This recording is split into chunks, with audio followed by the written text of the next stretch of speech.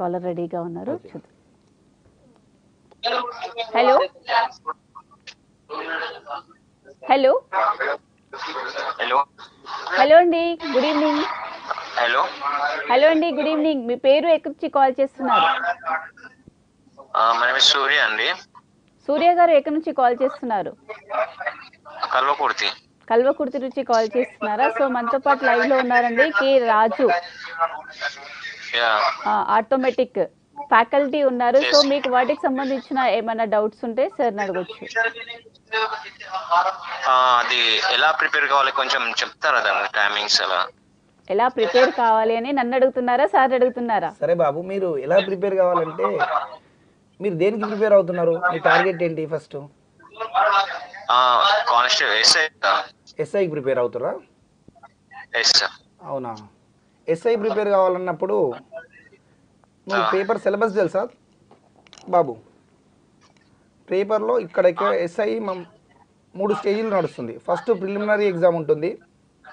Preliminary ఎగ్జామ్లో 200 marks question paper ఉంటుంది. 200 marks question పేపర్లో 100 marks arithmetic and reasoning, 100 marks general studies ఉంటుంది. అందులో క్వాలిఫై అయినప్పుడు మాత్రమే ప్రిలిమినరీలో సెకండ్ స్టేజ్ ఏముంటుందంటే ఈవెంట్స్ ఉంటాయి. ఇక్కడ ఈవెంట్స్ థర్డ్ స్టేజ్లో మళ్ళీ 4 ఎగ్జామ్స్ ఉంటాయి. Final exam. ఫైనల్ ఎగ్జామ్లో ఒకటి జనరల్ ఇంగ్లీషు, ఒకటి తెలుగు పేపరు, జస్ట్ క్వాలిఫై మాత్రమే. తర్వాత వచ్చేసి third paper, main third paper ఎంత 200 మార్క్స్ అర్థమెటిక్ అండ్ రీజనింగ్, ఇంకొక 200 marks fourth paper general studies ఉంటుంది. ఫస్ట్ 2 పేపర్లు క్వాలిఫై మాత్రమే. ఇక్కడ ఫస్ట్ ప్రిలిమ్స్లో కూడా 200 మార్క్స్లో 100 మార్క్స్ అర్థమెటిక్ అండ్ రీజనింగ్. అంటే నువ్వు ఖచ్చితంగా నువ్వు క్వాలిఫై కావడానికి అంటే డిఫరెంట్ సెక్షన్స్ ఉంటాయి తమ్ముడు. అంటే అక్కడ ఏముంటుంది, ఎస్సీకి ఒక కట్ ఆఫ్ ఉంటుంది, బీసీకి ఒక కట్ ఆఫ్ ఉంటుంది. అవన్నీ మనకు నోటిఫికేషన్లు ఇస్తాడు. ఒక్కొక్కసారి ఒక్కొక్క లాగా ఉంటుంది ఆ కట్ ఆఫ్. అంటే క్వాలిఫై పర్సెంటేజ్ దాని పక్కన పెడితే జస్ట్ మీరు క్వాలిఫై కావాలంటే ఓన్లీ ఆర్థమెటిక్ రీజనింగ్ మీద ఫోకస్ పెడితే ఖచ్చితంగా క్వాలిఫై కావచ్చు. ఎందుకంటే 200లో 100 మార్క్స్ ఆర్థమెటిక్ అండ్ రీజనింగ్, మిగతా 100 మార్క్స్ జనరల్ స్టడీస్. మీకు తెలుసు జాగ్రఫీ ఉంటుంది, పాలిటీ ఉంటుంది, ఎకానమీ ఉంటుంది, అలా చెప్పుకుంటూ పోతే కరెంట్ అఫైర్స్ ఉంటుంది. ఇవన్నీ ఉంటాయి. దాదాపు ఒక 10 బాటనీ, జువాలజీ, ఇంగ్లీషు ఇవన్నీ ఉంటాయి. ఇదన్నింటికంటే బెస్ట్ ఏంటంటే అంటే అన్నీ ప్రిపేర్ కావాలి. నీకు జాబ్ రావాలి అన్నప్పుడు ఖచ్చితంగా అన్ని సబ్జెక్ట్స్ మీద ఫోకస్ పెట్టాలి. మెయిన్ ఏంటంటే ఈ ఎస్ఐ నీకు జాబ్ కొట్టాలంటే డిసైడ్ ఫ్యాక్టర్ ఏంది? మ్యాథ్స్. ఎందుకంటే ప్రిలిమినరీలో చూసుకున్న 50% వెయిటేజ్ ఆర్థమెటిక్ అండ్ రీజనింగ్, మెయిన్స్లో చూసుకున్న 50% ఆర్థమెటిక్ అండ్ రీజనింగ్.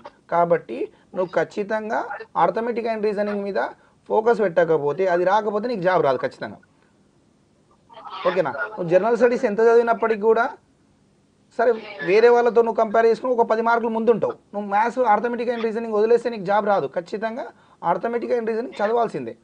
నువ్వు ఎస్ఐ ప్రిపేర్ అవుతున్నావు అంటే ఫస్ట్ నీ బ్యాక్గ్రౌండ్ ఏంటి? మ్యాథ్సా నాన్ మ్యాథ్సా?